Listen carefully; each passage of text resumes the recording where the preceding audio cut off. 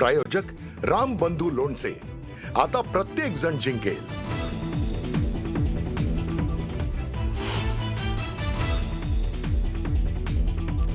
नाशिकमध्ये भाजप पक्षप्रवेशावरून रणकंदन. इतर पक्षातील कार्यकर्त्यांना भाजपामध्ये घेण्यास विरोध.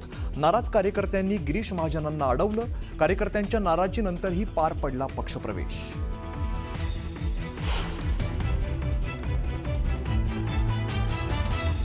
पक्षप्रवेशाला माझा विरोध नाही, पण आज जे घडलं ते आवडलं नाही. पक्षप्रवेशावरती बोलताना देवयानी फरांदे भाऊक.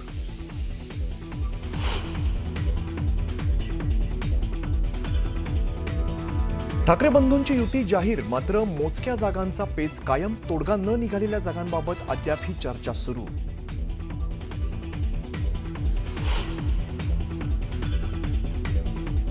नवी मुंबईत भाजप शिवसेनेच्या समितीची बैठक. मंदा म्हात्रे शिवसेनेच्या नेत्यांसोबत बसल्याने चर्चेला उधाण. तर भाजपाचे निवडणूक प्रमुख माजी खासदार संजीव नाईकांची बैठकीला दांडी.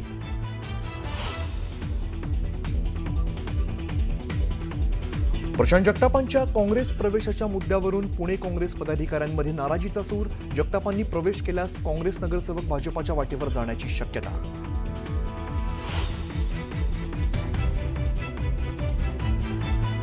मावळच्या देहूरोड शहरातील थॉमस कॉलनीत भटक्या कुत्र्यांची दहशत. भटक्या कुत्र्याने घेतला वृद्ध महिलेचा चावा. संपूर्ण घटना सीसीटीव्हीत कैद. आणि पुण्यामध्ये पुन्हा गुंडांची दहशत. पुण्याच्या वारजे परिसरात वाहनांची तोडफोड. संपूर्ण घटना सीसीटीव्हीत कैद.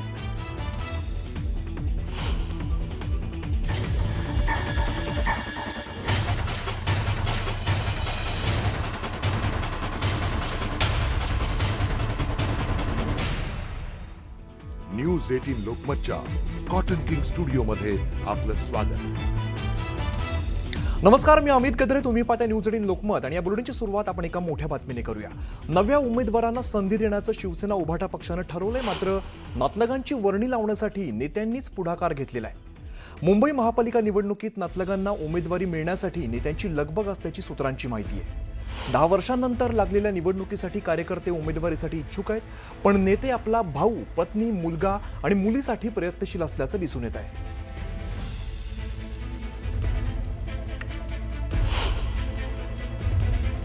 संजय पाटील यांची कन्या राजुल पाटील या युवा सेनेचे अनेक वर्ष काम करत आहेत. युवा सेनेच्या कोर कमिटीत आहेत. सुनील प्रभू यांचे चिरंजीव अंकित प्रभू हे अनेक वर्ष युवा सेनेच्या माध्यमातून महाराष्ट्रात काम करत आहेत. अजून तुम्ही कोणती नावं घ्या, मी तुम्हाला त्यांच्याविषयी माहिती द्यायला तयार आहे. काय ते अंकित प्रभू किंवा राजुल पटेल किंवा तुम्ही जे नावं घेताय ते कार्यकर्ते नाही आहेत का? माझे वडील कोणीतरी असतील, पण मी पण कार्य करतोय. आता मी ते आहे, सुनील राऊत काम करतायत म्हणून ते आमदार झाले. कार्यकर्तेच आहेत ना. असं अनेक ठिकाणी होतं, असं सर्वच पक्षात होत आहे. घराणेशाही सगळ्यात कुठे असेल तर तुम्ही पहा, भारतीय जनता पक्षाची घराणेशाही कुठेच नाही. मुंबईमध्ये ठाकरे बंधूंची युती जाहीर झाली असली तरी सुद्धा मोजक्या जागांचा पेच अजून सुद्धा कायम असल्याची माहिती सूत्रांची आहे. या मोजक्या जागांचा अद्याप या संदर्भात चर्चा सुरू असून लवकरच याबाबत तोडगा काढला जाण्याची शक्यता आहे. ज्या जागा मनसेच्या पारंपरिक आहेत त्यासाठी थेट राज ठाकरे हस्तक्षेप करणार असल्याचं समोर आलंय. तर दुसरीकडे उद्धव ठाकरे यांनी या जागा मनसेला सोडण्यासंदर्भात पुनर्विचार करावा, यासाठी राज ठाकरे उद्धव ठाकरेंसोबत चर्चा करणार असल्याची माहिती आहे.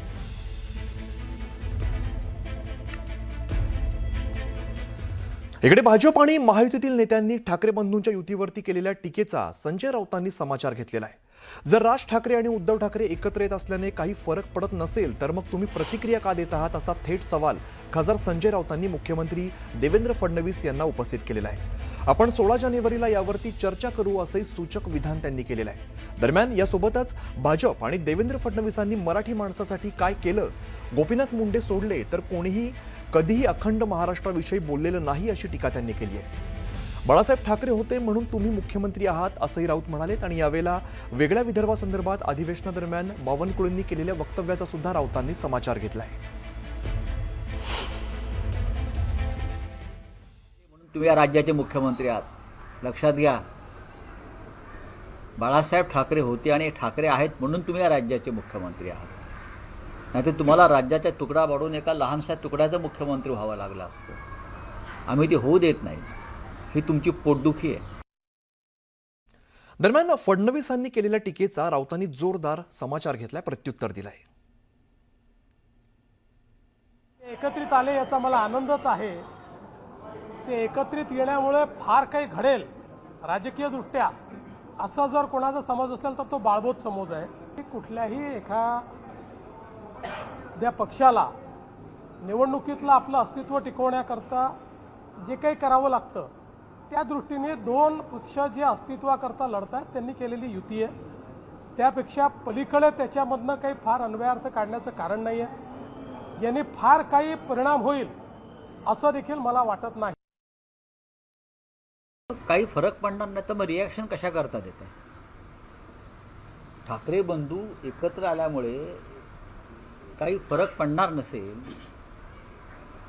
तर मग तोंडाची डबडी वाजवत्या कशाला? सगळेच अगदी काल दिवसभर त्यांचे प्रवक्त्यांच्या फौजा ही युती कशी अमुक आहे तमुक आहे वगैरे बोलत होते. त्याची गरज नाही ना, सोडून द्या ना तुम्ही. आपण 16 तारखेला याच्यावर चर्चा करू, 16 जानेवारी. ठाकरेंच्या युतीवरती एकनाथ शिंदेंनी घणाघाती टीका केली होती आणि त्यातच आता राऊतांनी शिंदेंना प्रत्युत्तर दिलंय. अरे जे आपली पोरं सांभाळू शकत नाही ते मुंबई काय सांभाळणार, राज्य काय सांभाळणार? हो, यांनी शिंदेने पण स्वतःचं मुलं सांभाळावीत ना. भारतीय जनता पक्ष त्यांची मुलं पळवणार आहे.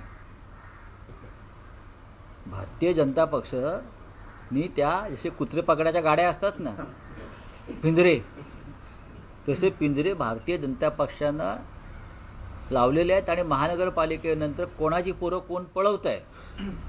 एकतर शिंद्यांची पोरं जी आहेत आता ते अनावरस आहेत. स्वतःची पोरं नाही, ते अनावरस आहेत.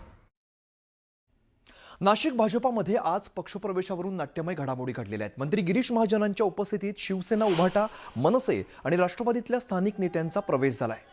मात्र या पक्षप्रवेशाला भाजप आमदार देवयानी फरांदे यांनी विरोध केलेला आहे. तर कार्यकर्त्यांमध्ये नाराजी उफाळून आली आणि नाराज भाजप कार्यकर्त्यांनी थेट भाजप कार्यकर्त्यांसमोरच आंदोलन सुद्धा सुरू केलं.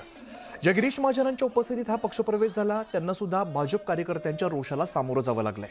भाजप कार्यकर्त्यांनी गिरीश महाजनांना रोखून धरत आपला संताप व्यक्त केलाय. दरम्यान भाजपामध्ये कोणकोणत्या नेत्यांचा पक्षप्रवेश झालाय त्यावर आपण एकदा नजर टाकूया.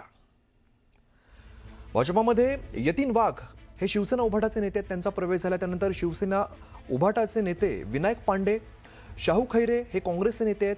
दरम्यान मनसेचे दिनकर पाटील यांचा सुद्धा यात समावेश आहे. ज्या गिरीश महाजनांच्या उपस्थितीत हा प्रवेश झाला त्यांना सुद्धा भाजप कार्यकर्त्यांच्या रोषाला सामोरं जावं लागलेलं आहे. भाजप कार्यकर्त्यांनी गिरीश महाजनांना रोखून धरत आपला संताप व्यक्त केला. यावेळेला त्यांनी कार्यकर्त्यांची समजूत काढण्याचा प्रयत्न केला. तसंच पक्षप्रवेश झाला म्हणजे पालिकेचं तिकीट मिळालं असं होत नाही. तिकीट वाटपाचा निर्णय पक्षश्रेष्ठींसोबत चर्चा करून घेतला जाईल असंही त्यांनी सांगितलंय.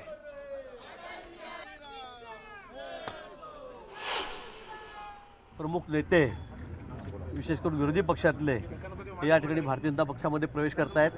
त्यामध्ये विशेष करून शाहू खैरे या ठिकाणी आहेत,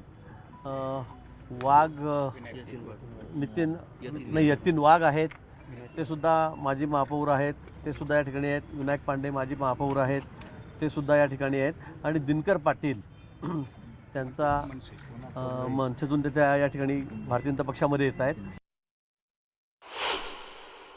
वरिष्ठांशी सुद्धा बोललं गेलेलं आहे काल परवापासून आणि सगळ्यांना बोलून विश्वासात घेऊनच या ठिकाणी प्रवेश केला गेला आहे. त्यांचा काही ठिकाणी विरोध आहे, त्या प्रभागामध्ये याला तिकीट द्यावं का त्याला द्यावं, पण अजून तिकिटाची प्रक्रिया कुठे आमची झालेली नाही. अजून आमची शिवसेनेची बोलणीसुद्धा सुरू आहेत, त्या बाबतीत वाटाघाटी झालेल्या नाहीत. अजून आमचे तिकीट या ठिकाणी वाटले गेलेले नाहीत. दरम्यान पक्षप्रवेशाला विरोध करणाऱ्या देवयानी फरांदे कार्यकर्त्यांना डावलल्याचं म्हणत भावूक झाल्या. गैरवरून येण्याचं कारण महत्त्वाचं म्हणजे मी एक अतिशय सामान्य कार्यकर्ती आहे आणि माझ्या डोळ्यासमोर जर कार्यकर्त्यांना बळी दिला जात असेल तर हे काही बरोबर मला वाटलं नाही. जे आज पक्षामध्ये आलेले आहेत, पक्षाची वरिष्ठ पदाधिकारी म्हणून मी त्यांचं स्वागत करते, पण आज जे काही घडलं ते मला काही आवडलेलं नाही आहे. अदरवाईज कोणाच्या पक्षाला, कोणाचा पक्षप्रवेशाला विरोध करण्याचं कारण नाही. कार्यकर्त्याच्या पाठीशी मला असं वाटतं की जे वर्षानुवर्ष कार्यकर्ते काम करतात आणि जर निवडून येण्याचे संकेत आपल्याला दिसत आहेत, तसं लोकप्रतिनिधी म्हणून मला वाटत होतं की ह्या ठिकाणी बाहेरून आलेला 1 आणि त्याच्याबरोबर 3 दिले तर निश्चित स्वरूपामध्ये पक्ष विजयी होईल